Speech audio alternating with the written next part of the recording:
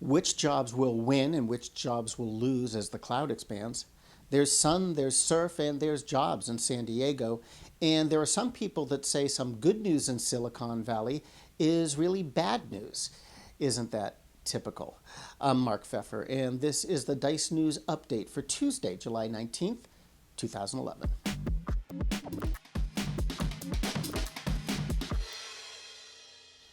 By 2014, a third of IT organizations will provide cloud services through partners rather than internally, so says IDC. By 2015, spending on public cloud services will make up 46% of all new IT spending. Of that, software as a service will make up 75%. So, who's positioned to win and who's going to struggle as all of this happens? Here's InfoWorld's take on it. The winners: enterprise architects, systems administrators, frontline IT managers. These are the people who work on company-wide solutions, planning them and running them, though not actually building them. The losers: IT middle managers, technical specialists, and enterprise developers. The middle managers just aren't going to have as much to do, so why do you need so many of them? As for tech specialists, people working with cloud-based applications need to know about networking, storage, security, user interfaces, and all other parts that the application touches. There's not a lot of specialization there.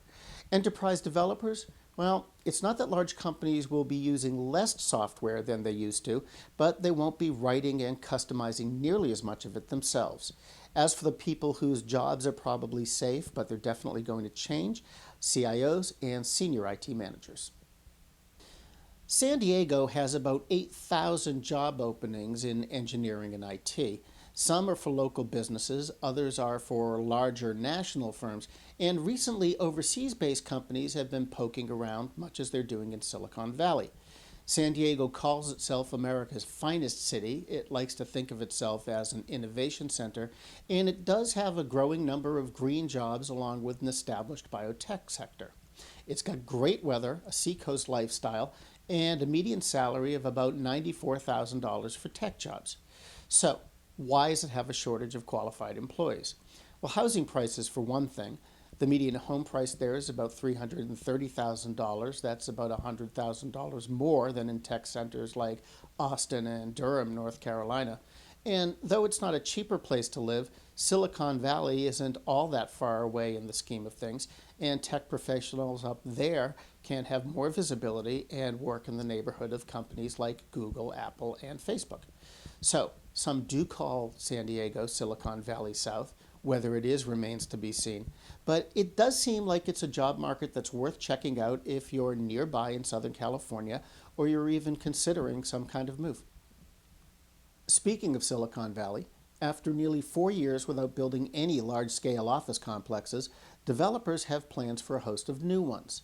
Some of them are even speculative, meaning they're being built without tenants pre-signed, so there's a feeling that there'll be plenty of tenants to occupy that space once it's available.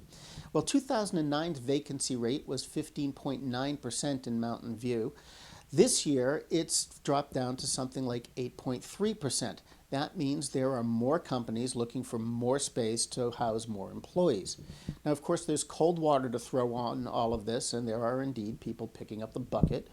They say that this is just another sign of another tech bubble.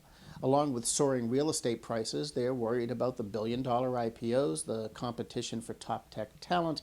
They're worried about more sports cars on the road, and some of them are even worried about the rising price of vinegar. I am not kidding.